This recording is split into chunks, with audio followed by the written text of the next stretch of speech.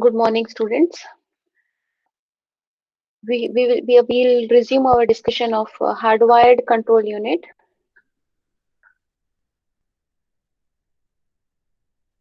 In this control unit, there are various components. What are they? Let us look at them. We have two decoders. This is of size 3 by 8. It takes three inputs, which are nothing but operation code, and generates eight outputs. There is another decoder, second decoder, which is of size 4 by 16, means it takes four inputs and produces 16 outputs. All right. And then we also have one flip-flop that is for mode bit. And then our instruction register is here. This is instruction register. This one is decoder 1. This one is decoder 2. And this one is 4-bit sequence counter. SC, sequence counter. This one is flip-flop. Flip-flop stores a single bit, which is 15th bit, which is the mode bit. How timing signals are generated in this control unit?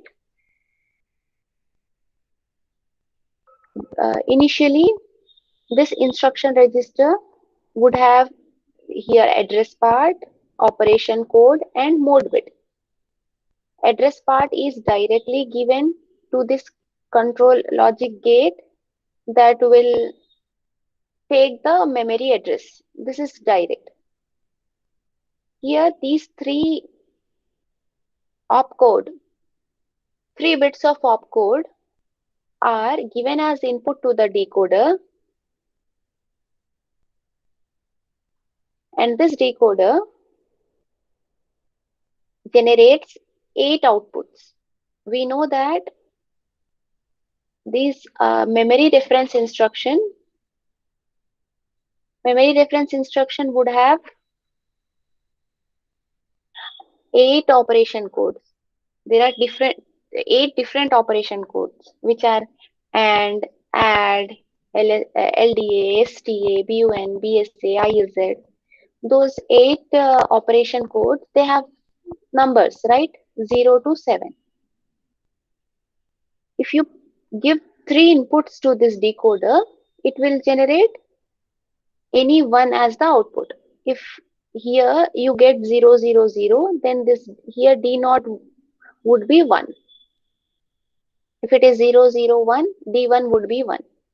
The subscripted D value will denote the operation code number in decimal form.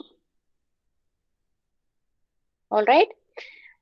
Followed by this mode bit.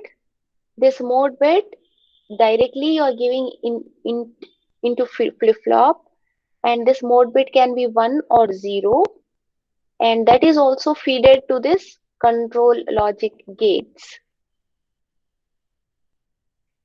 This control logic gate generates control output based on the timings which are generated by the sequence counter. Timing means there is no clock as such, which we wear, there is no watch or clock, okay, which shows seconds, minutes, and hours. Not like that. Here you have timing signals in the form of sequence of numbers. Because this sequence counter is 4-bit, you have 4 zeros initially. As this sequence counter is incremented, there is a signal here. There is a input, which is increment. Whenever you say increment, this 4 zeros would turn out to be 3 zeros and 1, which is equal to 1. And again, if you say increment to this sequence counter, this would become 0, 0, 1, 0. We have learned binary incrementer. How it increments the existing value to the next value. All right. Here, this 4 bits are given as input to the decoder.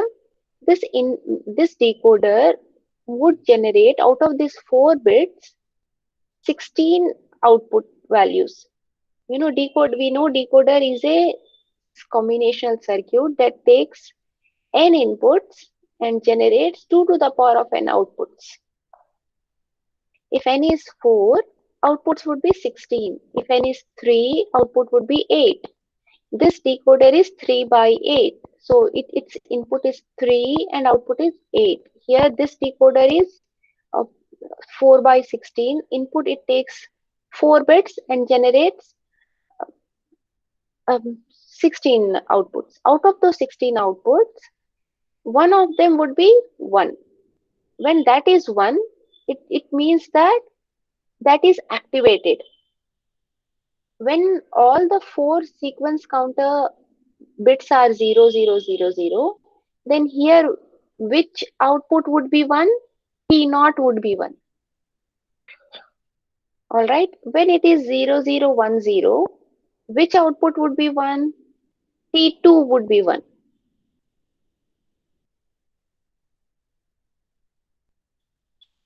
Okay, T2, this one. Based on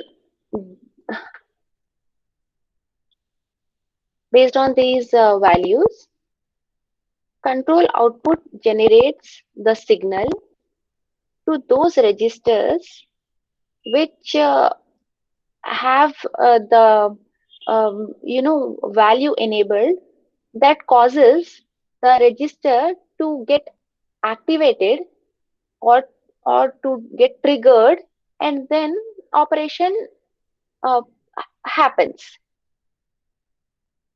So if I take an analogy here, again let us take an example of our timetable. When there is a timetable, and now we are looking at a hardwired control unit. Therefore, consider the timetable which we have created on the wooden board, okay, or metal board, which wherein the timetable has been cut out through wood or metal. So, what attender does is look at this timetable and gives the bell. And some colleges would have 45 minutes class. So from 9 to 9:45, 9:45 there will be a bell, and 9 again. Next class again there would be a bell. So like that, this bell is there. No, this bell is an indication that the time of the first hour is completed and time of the second hour has started, means second subject. And apparently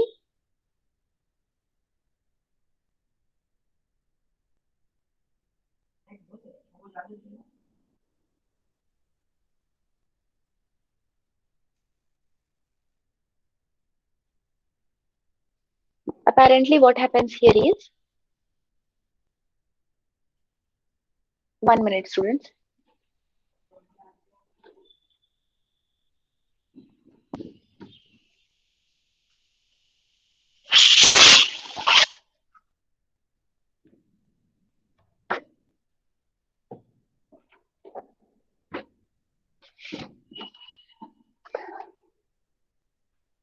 This indicates that it is time for next subject.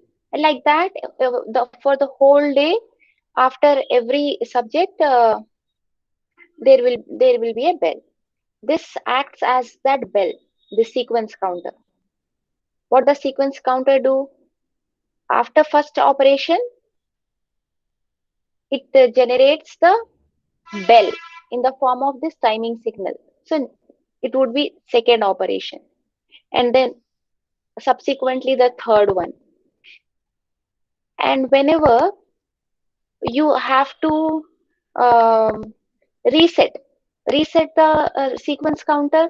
Resetting the sequence counter implies that after a particular value, you would like to begin again at 0. That is reset. And in the beginning, the sequence counter is cleared. The CLR input is there.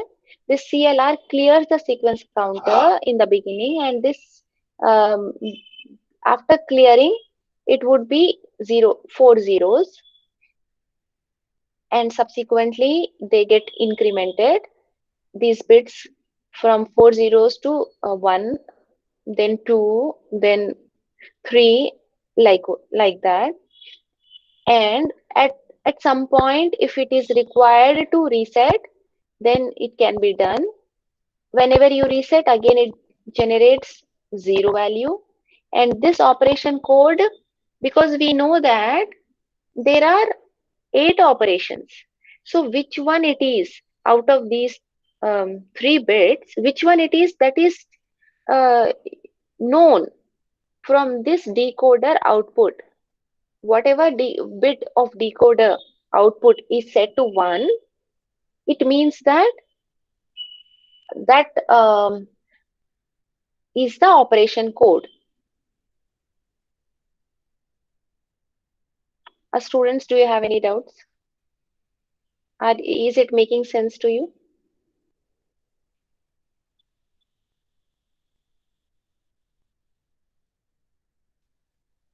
All right, as we go along, perhaps you would get more clarity. This is the example of control timing signal.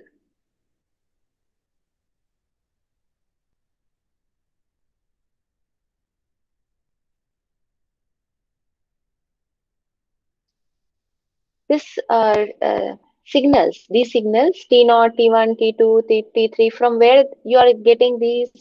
You are getting these from the decoder, which is connected to sequence counter. So at every positive edge, there would be a change.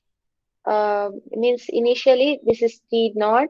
T0 is positive, means T0 is active. Later T1 is active. At this clock transition, with first clock transition, T0 is active. Second clock transition, T1 is active. And third one, which is denoted by T2, this here it is active. T3 this side and T4 this side. Later, what happens at D3? It says that clear the sequence counter.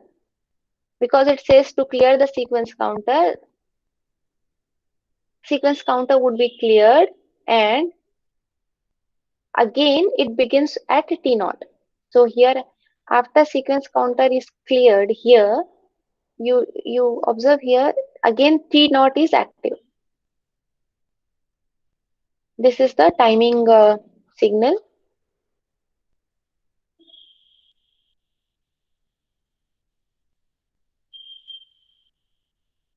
Moving ahead to next topic, which is instruction cycle. If you write a Java program, public static void main, and then you write int a, b, c, and various different instructions. How is that program executed? That program is executed by going through a sequence of instruction execution in instruction cycle. Every instruction is executed in a cycle, and there are 4 phases. There are 4 phases for the execution of each instruction cycle. So first point here is a program residing in memory unit of the computer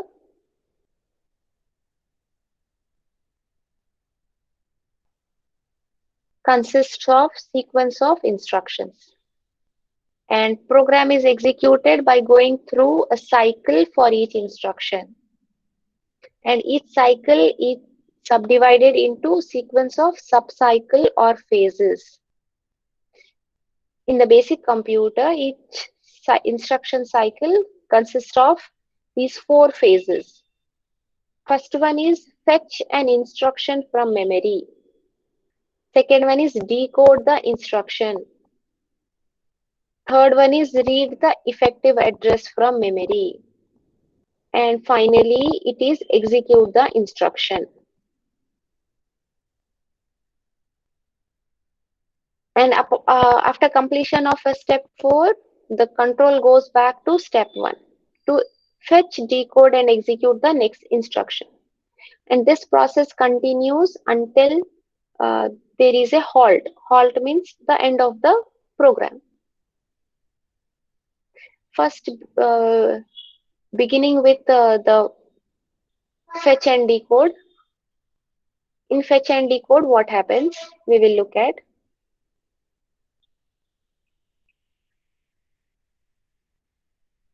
Initially, the program counter PC is loaded with the address of the first instruction in the program. Later, sequence counter is cleared to 0. When sequence counter is cleared to 0, it provides a timing signal T0. And after each clock pulse, SC is incremented. To sequence counter, you might have observed there are three inputs: clock, uh, then increment, and then clear. Whenever whenever there is a clock pulse, sequence counter is incremented by 1. When it is at T0, after incrementing, it turns out to be T1, followed by T2, and so on. Therefore, this timing signal goes through a sequence T0, T1, T2, and so on. And the micro operation for the fetch and decode can be specified by the following register transfer. Please try to understand this. If you get any doubt, you ask. T0. T0 means what? It is like, again, the running analogy of timetable. T0 means at 9 o'clock. Okay, timing signal. So at 9 o'clock, 9 a.m., what should happen? What should happen at 9 a.m.? Suppose CA class happens. All right. Then T2 means 10 a.m. 10 a.m. what happens? It is like this. These are timing signals. And at T0, what happens? PC value is copied into or transferred into AR. What is the value of PC? We have learned that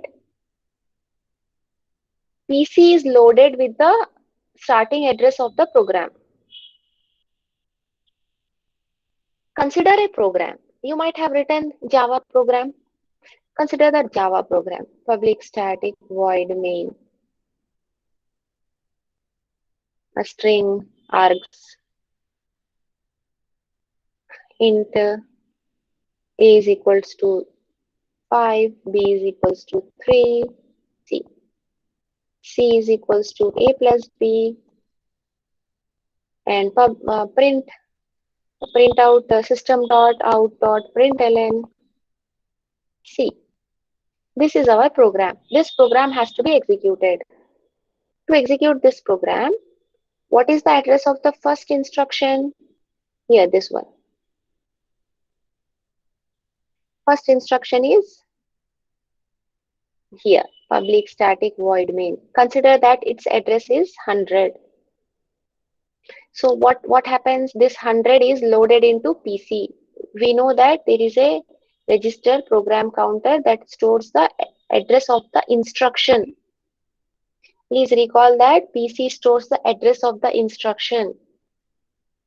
and AR can store the address of instruction as well as data. You are loading 100 into PC. Why are you loading 100 into PC?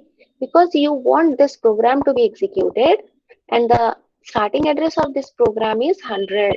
So PC would get value 100. And then what happens? PC value is transferred to AR. Now AR will also receive 100 from this statement first initially at time T naught. PC value is copied into AR. At time T1, M of AR. Students, let us go back for a while to look at the bus system. You will get more clear idea. Here, this is the bus and you have this memory unit connected to this bus and this AR is connected to both.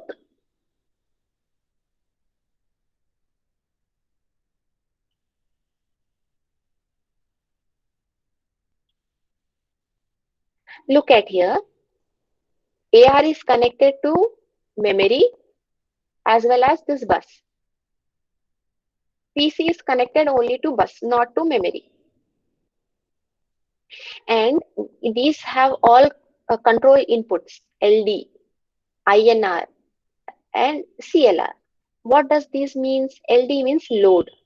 When uh, when you are transferring the data from PC into AR, LD of AR should be on. Okay, it should be enabled. It should be 1. Then what happens? Whatever value um, is sent out on the bus by the PC will get loaded into AR. When you say at time T naught, you are saying AR is getting the value of PC. So what PC does, PC transfers its value 100 onto the bus. Bus carries that 100 uh, over to this side. This side AR load will be enabled, it will be on. Okay. Therefore, that bus, whatever data is carried on this bus gets into AR because LD of AR is on. All the other LDs will be off.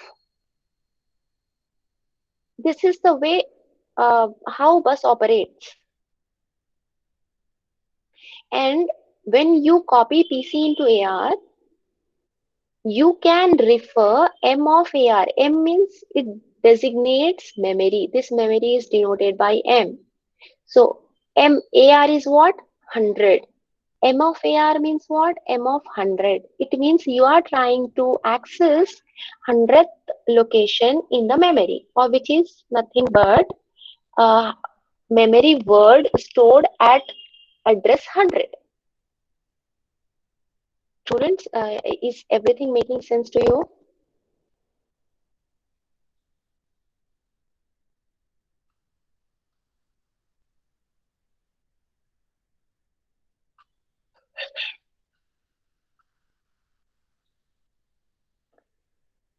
We are back to our discussion of this fetch and decode.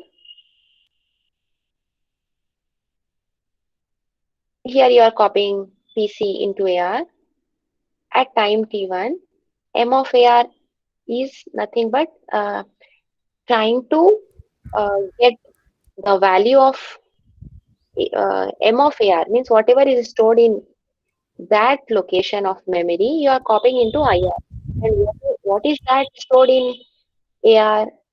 Our first instruction. Our first instruction from our program, you are trying to load into IR. IR is a instruction register that holds the instruction. in three parts: mode, opcode, address. And followed by loading of the instruction into IR, there is another operation that is performed at T1. T1, you are doing two operations. First one is loading memory content into or memory word into IR, followed by incrementing the PC value. Why PC value has to be incremented? Can anyone tell me? Because the first instruction will be completed, then we have to start again one more the second instruction. So that's why program counter will be incremented by one. Very good. That is what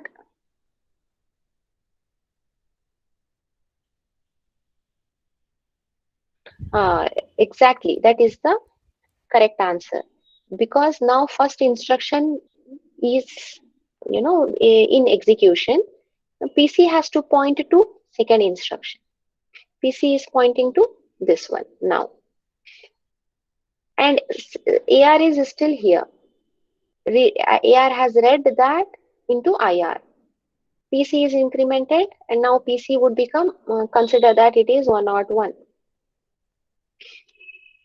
After this task, again next one has to be done. Next one will be done again at next time, which is T2. At time T2, what are you doing? You are decoding. How you are decoding? Now refer to this Decoding hardwire. opcode. Yeah, very good. Where it is being done? Here. Here it is done. Decoding of the opcode. In this control unit, these three bits are given to the decoder. If you say 001 and then 010 000, whatever, it has got some uh, you know operation attached to it. The function, there is an function which for instance, if it is AND, so you have to perform AND operation.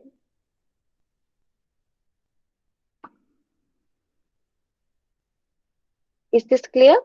So these three bits have to be decoded to get the value. If it is 000 means this D naught should be equal to 1. You should understand what is that, and let us jump to the instruction set, which is this. If you give 000, then D naught should be 1. If you give 001, then D1 should be 1. It is like decoding.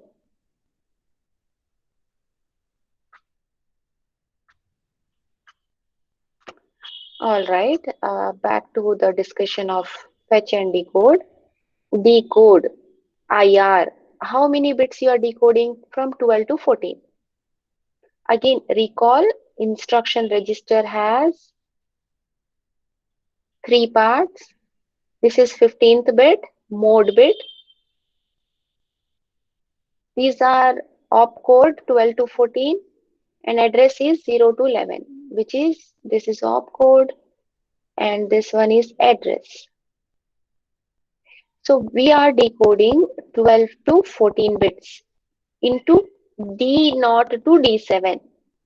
If these three bits are 000, D0 would be 1, all the other Ds would be 0.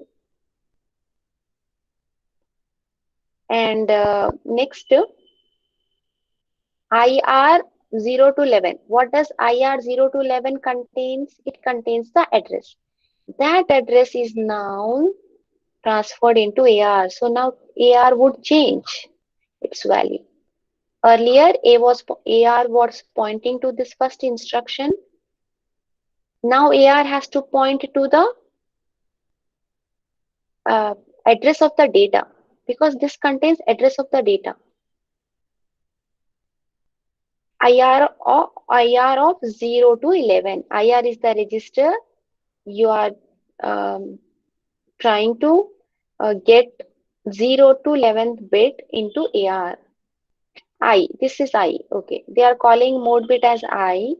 So IR of 15 you are transferring into I. This is how you fetch. Fetch means here you are doing fetch. Fetch means getting from memory into IR is fetching.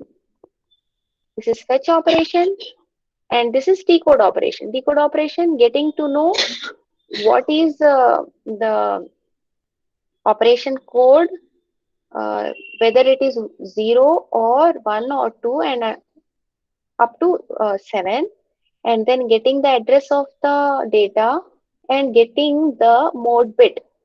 These three statements denote the fetch and decode phase of instruction cycle. Instruction cycle has fetch and decode. What do you mean by read the effective address? What is effective address? Effective address is the address of the data. Direct address and indirect address. Can anyone tell me which one is which one can be called as effective address?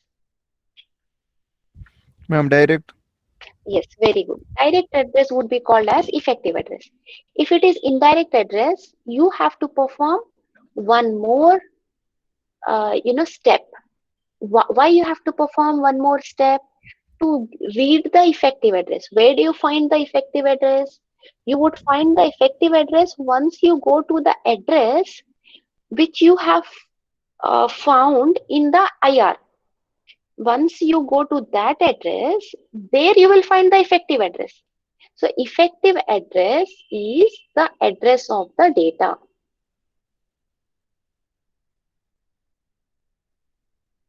Indirect address, it is only the effective address. Direct address is the effective address because it is the address of the data.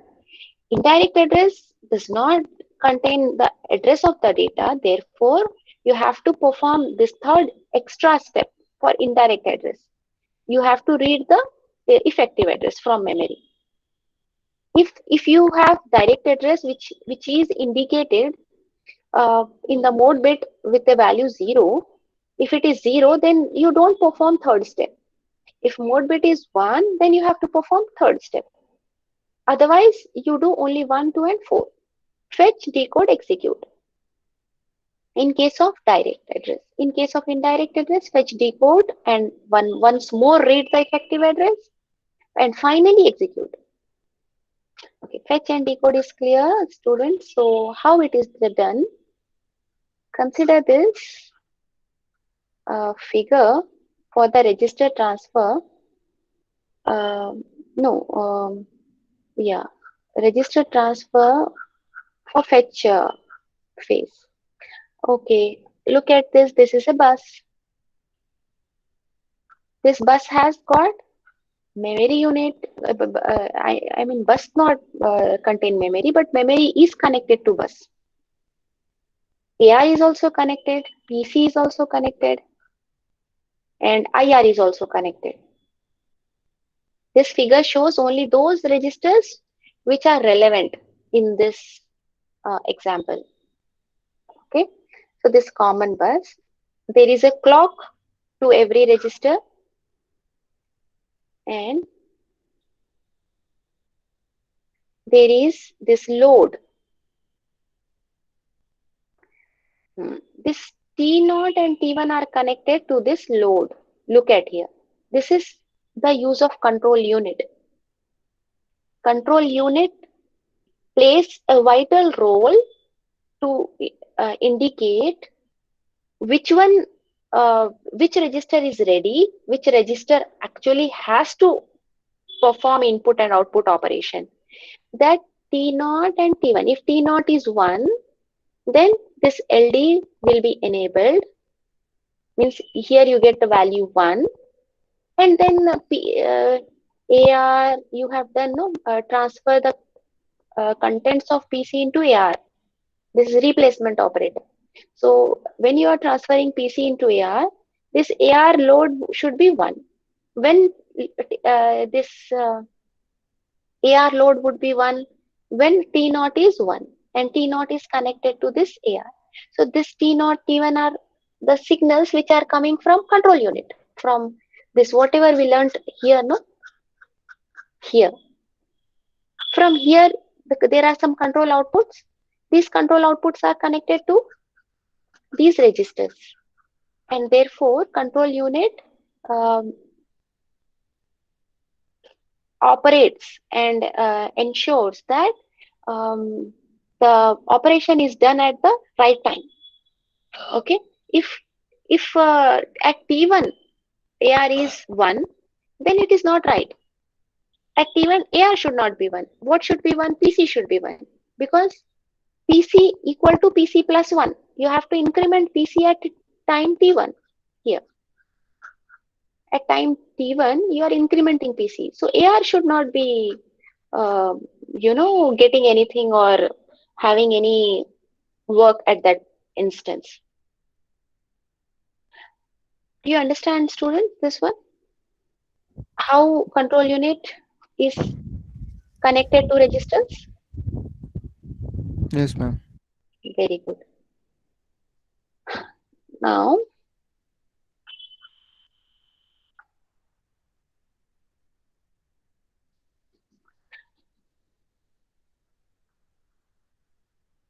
so what are you doing at the T naught? Place the contents of PC onto the bus by making the bus selection inputs S2, S1 and S0 equal to 0, 1, 0. When bus is 0, 1, 0, this selection inputs are 0, 1, 0, means it is 2. 2 means PC will be active, will be triggered. All right, PC will, when PC will be triggered, when it is 0, 1, 0. When AR would be triggered, it is when it is 0, 0, 0, 1. When IR would be active, when it is 1, 0, 1. So the Ma'am, selection input, yes, ma'am, how does T0 and T1 will affect this circuit, ma'am? T Doubt when regarding that. yeah T when T naught is 1, when T naught would be 1, when sequence counter generates 0, 0, 0. When sequence counter generates 0, 0, 0, T naught would be 1. When T naught is 1, here this is OR gate. Okay, Okay, ma'am. this OR gate is getting 1 from this T naught.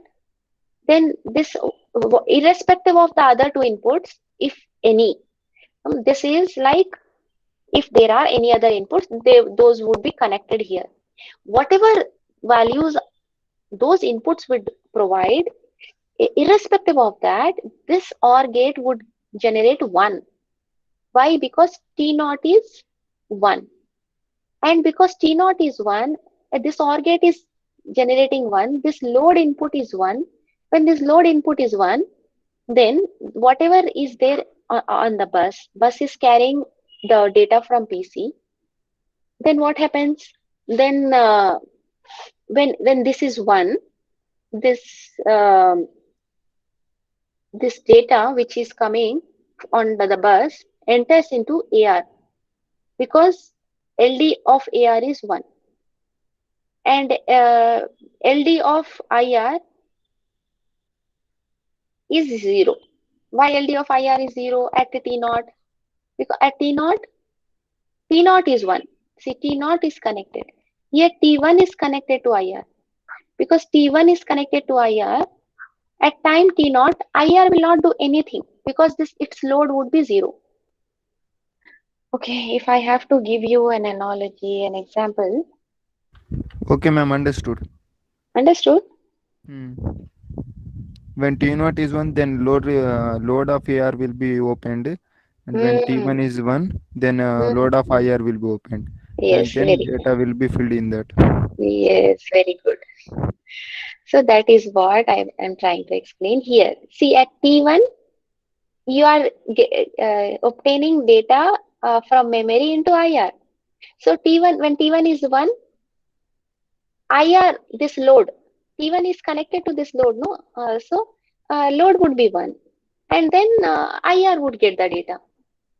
So whatever is 1 in LD value of these registers, it is determined by the control unit, T naught, T1, T2, like that, whatever timing signal is applicable. Okay, and then you are transferring the contents of the bus by enabling the load input of AR. when you enable the LD, when AR LD will be enabled when T naught is 1. And what happens in this? Enable the read input of memory. You have to enable the read input. This memory has got read. So how are you enabling read input of memory? Because it is connected to T1. It is connected to T1. This read will be 1. When you are enabling read to be 1, memory will, you can read the data from memory. Place the content of memory onto the bus by making this all the 3 to 111. Because this memory unit has value 7. Look at here. This memory unit has value 7. 7 means if all the 3 inputs are 1, 1, 1, it means 4 plus 2 plus 1, which is 7. Therefore, what happens? Memory, whatever memory you want to read, memory word, will get onto the bus. Then transfer the contents of the bus into IR by enabling LD of input of IR. How do you enable the IR input? This IR load input by connecting it to T1. Because at T1 it has to perform the operation. And increment PC by enable increment. Here PC has got this increment. And how are you enabling this increment? By connecting T1 to this gate, increment would be enabled. When increment would be enabled, when it is 1, the contents of PC would get incremented. All right, the students, understand? This is very important. And then the next type of, what do you have to do next? Determine the type of instruction. How do you determine the type of instruction? This one, I think any. Okay, is it clear to you all, this one? Is it legible? You are able to read? Are you able to Ma'am, read, just to student? zoom in. Zoom? Okay. A little bit. More? Okay, ma'am. Okay, ma'am. Okay. Now you have to explain. Start explaining this flowchart. This is the flowchart to determine what type of operation it is from the bits 12 to 14. Tell me.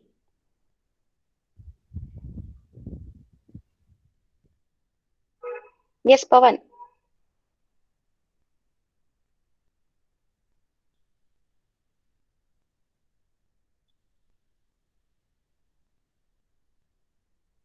Okay, sorry, ma'am. I was muted.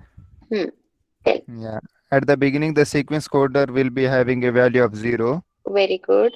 And in when T No, naught time comes, then no, the no, no, no, program. no, no, no, no, no, no. Wait. When sequence counter is 0, it generates T naught signal. You have to Okay, ma'am. this. Continue. Yeah. And when in T naught, as we know, program counter will be Hmm. transferred as AR in Hmm. address register, Hmm. Hmm. and the operations that have to be done in address register will be done. Hmm. Ma'am, just come down to that. No, no. Say about this one. After T Direct naught, T1, ma'am. yeah, sequence counter would be incremented. You should say like this. Okay, Initially, okay, sequence counter was 1, so it generated T naught. Later, okay. sequence counter was incremented. It would generate T1 signal. T1. At T1 signal, what happens? You are reading the Uh, Address stored in the memory into instruction register, Mhm. and program counter will be incremented again. Right. Then what happens? Sequence counter would be incremented. What? Incremented, yeah. Then it generates T2 Trigger signal. the T2. What In happens in T2, T2? decoding of the data will be done. Hmm. I mean, operational code will be selected in this, Hmm. and the instructions that are given in the bits are copied into address register. Not, they are And not instruction. They are address only. Address of data. address, okay, okay. address of the data will be stored in Hmm. AR, Hmm. and the mode bit will be determined whether it is 1 or 0. No, and stored in L mode bit. I flip I flop is I. considered. I is Okay, flip flip flop. flop. Okay, Hmm? Okay, okay. right. Now, very good. This is also done. Now what happens? Now what happens? Tell me. Hmm.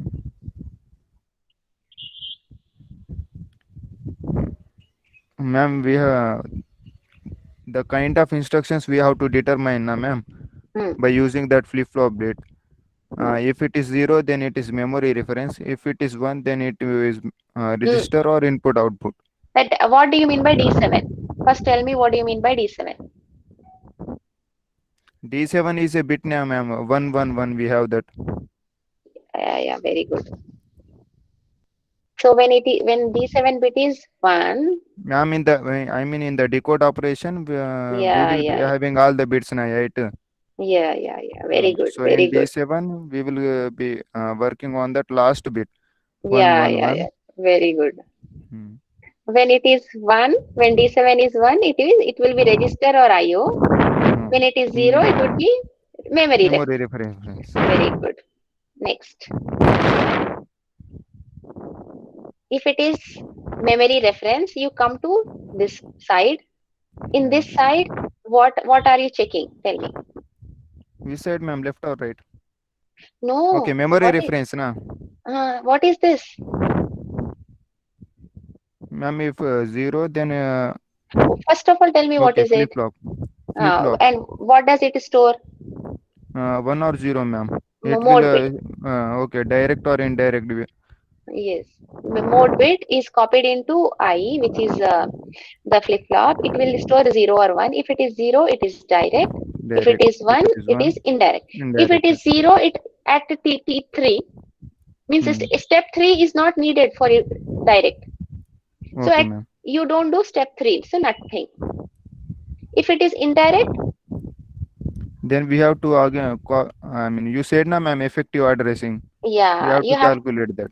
yeah. You have to read the effective address. Very Effective good. address. This is step 3. Come to this side. If D7 is 1, you come Okay. to this side, and what is this I? The same mode bit. Mode bit. Okay. If mode bit is 0, Then it is register, na? register reference But, instruction. oh, okay. Very good. Or If it is 1, input output reference. yes, right. Now, because register and input output does not require memory reference or memory reading, so directly they are executing. At time T3, register reference The, instruction get executed and SC is set to 0. Means again you start from the for the next instruction cycle. And for IO also, because there is no memory read, at time T3 only, it executes the IO instruction and sequence counter is cleared to 0 so that it can begin from the initial step for the next instruction cycle. Whereas for memory reference, uh, address has to be read at T3 for direct nothing, for indirect reading of the effective address, followed by execute the memory reference instruction, and then finally SC is set to 0 so that SC would become 0, and for the next instruction again this cycle begins. Do you all understand this? Very good, Power. thank you, ma'am. Students, students, any doubt in this flowchart? This is very important flowchart. Many times it has come in the exam. So in this, uh, okay, how do you denote that? How do you denote these? Symbolically, these things can be denoted in this manner. D D7 not. D7 not means what? Students, excuse me for a minute.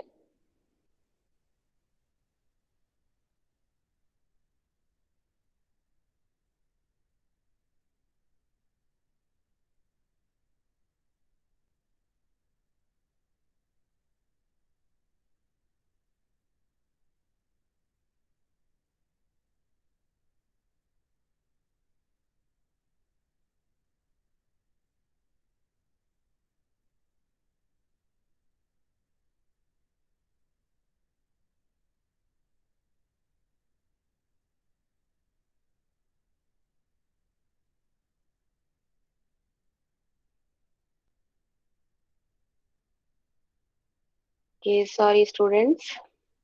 So how do you denote that symbolically? When here it is, this side it is D7 dash. This side it is D7 dash because 0. 0 means you have to denote by dash. 1 you denote directly. This side it is D7. And this side it is I dash. This side it is I. Wherever it is 0, you have to put dash. Wherever it is 1, you just use it as it is. This also you have to use dash. This is I. Okay. Now how do you represent that? This is reading of effective address. What do you do in effective address? You read the address of the data. How do you denote it? D7 dash means when D7 is 0, I. I means I should be 1, which indicate that it is a indirect Indirect address. address. And then timing signal is T3. T3. At this juncture, you know, at this timing signal T3, and when I is 1 and when D7 is 0, this operation is performed. What is this operation? Reading of effective address. And for direct address, how do you denote? I dash. D7 dash, I dash. I dash means for direct it is 0. You are doing nothing. And executing register reference, it is D7 because it should be 1. And I dash. For register reference, it is I dash because I should be 0 and T3. And for IO, it is D7, I and T3. Okay, please try to understand these things. These are symbolic representation of the instructions. All right, students. Register reference instructions. I think we can do it in the next class. But then let me give you some more questions. Today we have covered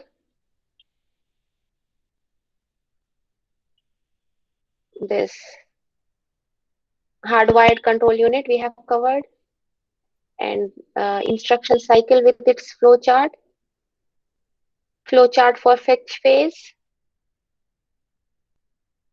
Okay, these three topics we have covered today.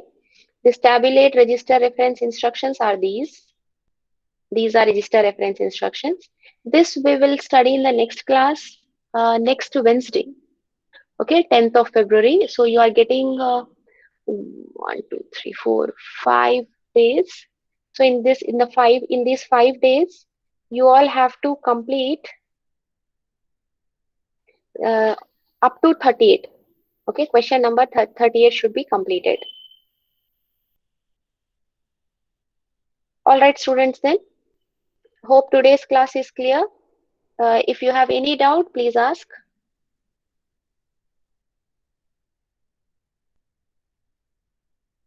No doubts? If there are no doubts, I will ask you questions. Some 2 minutes are there. I will ask you the questions. Okay, tell me, what do you mean by LDA? What is LDA?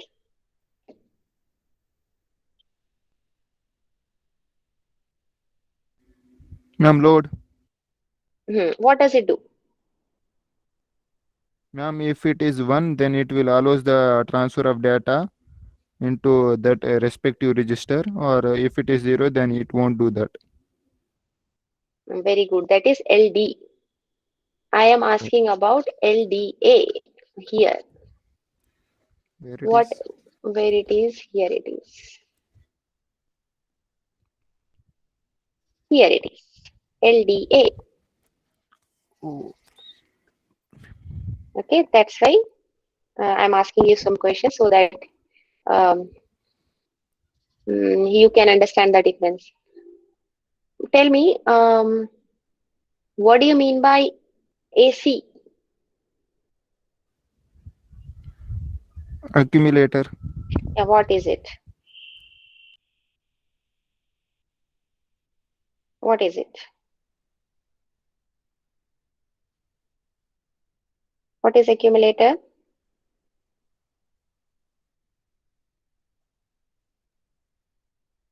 Hmm?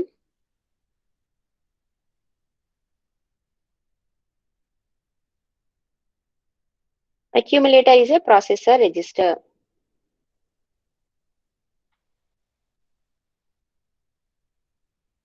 What is PC? Program counter. What is the use of PC?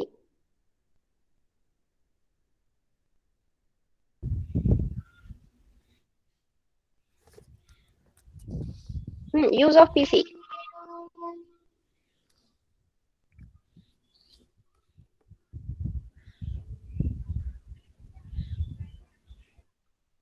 It stores the address of the instruction. Okay. All right, students, then see you. Please complete all the